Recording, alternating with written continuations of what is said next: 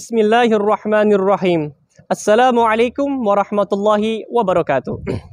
Alhamdulillahi rabbil alamin. Iyyahu na'budu wa iyyahu nasta'in ala umurid dunya waddin.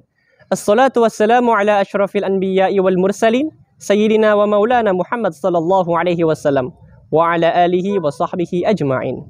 Amma ba'du. Teman-temanku yang dirahmati oleh Allah, banyak banget persepsi yang muncul bahwasannya sumber kebahagiaan itu terletak pada banyaknya duit, terletak pada rumah yang besar, terletak pada mobil yang mewah, atau bahkan kebahagiaan itu bersumber pada dia, sang doi, ayang bebek ini selalu menemani kita ketika kita sedang galau. Tanpa kita sadari, demi sebuah kebahagiaan yang sementara, kita terlalu sibuk mengejar dunia, terlalu haus sama kekayaan dunia. Padahal kan kita tahu banget bahwasannya kita pasti akan kembali ke akhirat. Ada orang yang duitnya banyak, tapi duitnya nggak jelas abis mulu kemana tahu. Nggak pernah dipakai buat sodako, nggak pernah dipakai untuk kebaikan, dipakai judi mulu, poya-poya, duitnya nggak jelas. Ujung-ujungnya apa? Hartanya nggak berkah. So, mana ada bahagia? Ada orang yang ngerasa insecure sama dirinya sendiri. Ngerasa kalau mukanya jelek, ngerasa kalau mukanya burik, kulitnya hitam, badannya kurus, nggak maco, berotot. Demi kebahagiaan itu, dia sampai rela operasi plastik, yang mana katanya itu bisa bikin dia good looking. Tapi gimana hasilnya? Ternyata setelah dioperasi plastik, operasinya gagal. Yang harusnya dia good looking, malah ill looking. So, mana ada bahagia?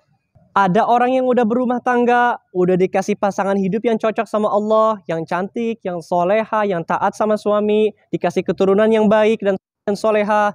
Tapi karena dia ngerasa nggak cukup, masih pengen nyari cewek lain lagi, akhirnya selingkuh dah tuh dia. Udah selingkuh, ketewak, udah ketewak, hancurlah rumah tangganya. Kayak di film Layangan Putus tuh. It's my dream, mas, my dream. So, mana bahagia? Jadi, where is the real happiness located? Di mana sih sebenarnya kebahagiaan itu terletak? Kebahagiaan itu terletak pada rasa syukur kita. Punya uang banyak, bisa dipakai buat sedekah, bisa dipakai umroh, bisa dipakai buat ngebahagiain anak dan istri, bisa dipakai buat ngebantuin orang. Alhamdulillah. Punya motor cuma satu, bisa dipakai buat kerja, dipakai ke masjid, dipakai buat berkendaraan jauh. Alhamdulillah. Meskipun punya fisiknya biasa-biasa aja, tapi masih bisa lihat, masih bisa jalan, masih kelihatan wujudnya, masih sehat, alhamdulillah.